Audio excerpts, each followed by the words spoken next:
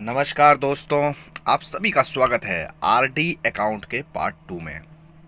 Part 1 में हमने काफ़ी जानकारियां दी थी दोस्तों। आप जाके डिस्क्रिप्शन बॉक्स में उसका लिंक देख सकते हैं। यहाँ भी हम कुछ बेहतरीन जानकारियाँ आपके लिए लेकर आए हैं। आरडी अपने आप में इतना बेहतरीन अकाउंट है कि आप सारे पार्ट देखिए। और दोस्तों हमारे साथ बने रहिए, सब्सक्राइब करिए, लाइक करिए और दूसरों के साथ शेयर करिए, बिकॉज शेयरिंग इज़ केयरिंग। आप दूसरों के साथ शेयर करेंगे तभी दोस्तों ये जानकारी जो है सभी लोगों तक पहुंचेगी और लोग जो है ये जो पोस्ट ऑफिस की बेहतरीन स्कीम है इसका फ़ायदा उठाएंगे दोस्तों।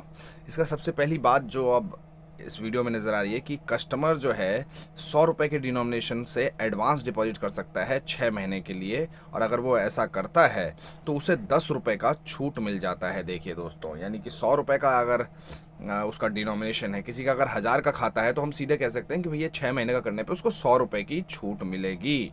और अगर वो कस्टमर अपने 100 रुपये के खाते का 12 महीने का इकट्ठे जमा करने जाता है तो देखिए 40 रुपये छूट मिलेगी। और 1000 रुपये के संदर्भ में बताऊं तो 400 रुपये की छूट मिल जाएगी दोस्तों।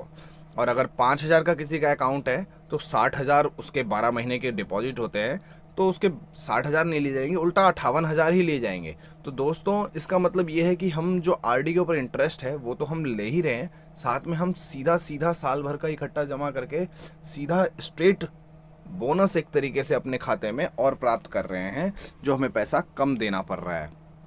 तो ये बेहतरीन चीज़ है जिसको आपको ध्यान रखना है। और जाके अपने पोस्ट ऑफिस में आप सीधे एडवांस डिपॉजिट के लिए कह सकते हैं, किसी भी प्रकार का अकाउंट कैसे भी खुला हो आप उसमें एडवांस डिपॉजिट के लिए अप्लाई कर सकते हैं। सिर्फ हर महीने जो स्टैंडिंग इंस्ट्रक्शन होती है उसको छोड़ के। अब देखिए दोस्तों, मैंने आप लोगों के लिए टेबल बनाया है, इस टेबल से भी आप समझ सकते हैं। अगर आपको वैसे समझने है कि अगर 1000 रुपये का अकाउंट है, 6 महीने के लिए जमा किए तो 6000 रुपये लगते हैं, इसमें आपको 100 रुपये की छूट हो जाएगी, यानी कि 5900 ही देने पड़ेंगे दोस्तों। अब हमारे पास इसका जो अगला पॉइंट है कि अगर आपने एडवांस डिपॉजिट की तो बात कर दी, लेकिन अगर डिले हो गया आपसे तो क्या होगा। अगर दोस्तों डिले हो गया, 1 महीने के लिए डिले कर बैठे आप, 1000 रुपये का आपका अकाउंट है तो सीधा सीधा 10 रुपये का फ़ाइन आपके ऊपर लगना तय है। तो दोस्तों डिले मत करिए। और डिले होने के भी दो तरीके हो सकते हैं दोस्तों। मैंने आपको बताया है कि 1 से 15 के बीच में अगर आपका अकाउंट खुला है दोस्तों तो आपको जो डिपॉजिट है वो 1 से 15 के बीच में ही करना पड़ेगा हर महीने। अगर आपने 16 तारीख को या फिर 17 तारीख को डिपॉजिट किया तो आपको पेनल्टी भरना पड़ेगा। सिस्टम के हिसाब से आपने वो 15 दिन का फ़ायदा नहीं उठाया है दोस्तों। और एक ख़ास बात और है दोस्तों कि 4 बार लगातार 4 महीने आपने अगर लगातार डिफ़ॉल्ट कर दिया है तो अकाउंट को एक तरीके से डिसकंटिन्यू माना जाएगा, लेकिन वो खाता रुकेगा नहीं। आप चाहें तो अगले 2 महीने में पूरे इकट्ठा जो है पैसा अपना पीछे का डिपॉजिट कर दे अप टू मंथ तक, तो आपका वो खाता चालू रहेगा।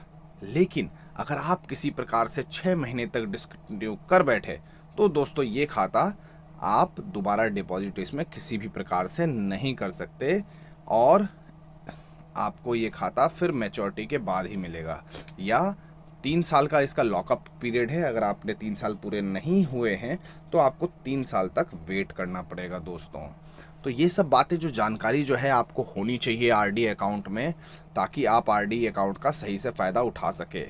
और 3 साल के बाद जब भी हम आरडी अकाउंट क्लोज करते हैं दोस्तों तो उसमें जो है प्री मैच्योर क्लोजर होता है, और प्री मैच्योर क्लोजर में सेविंग का रेट ऑफ इंटरेस्ट मिलता है। जी हाँ, डाकघर के सेविंग का रेट ऑफ इंटरेस्ट आपको पिछले वीडियो में मैंने बताया था कि 4% है। उसका लिंक भी जो है मैं आपके डिस्क्रिप्शन बॉक्स में डाल रहा हूँ, तो आप जाकर देख सकते हैं कि सेविंग अकाउंट के क्या क्या फ़ायदे हैं।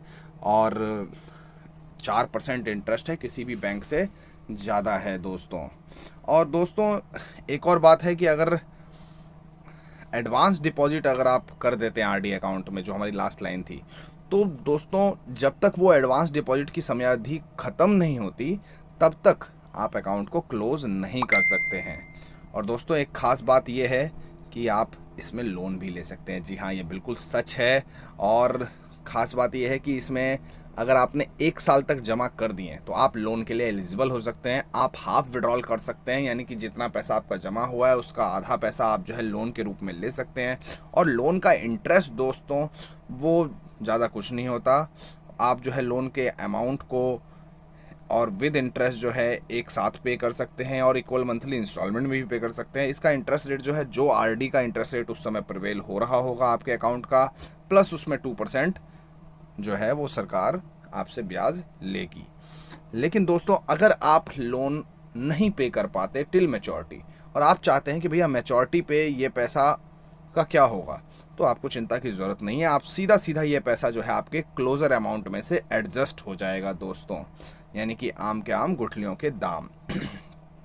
अब दोस्तों अब जानना चाहते हैं कि भैया आरडी अकाउंट में कितना इन्वेस्ट करने पर कितना ज़्यादा आपको ब्याज मिलेगा, क्या मैच्योरिटी बनेगी और आरडी के बेहतरीन कुछ पहलू।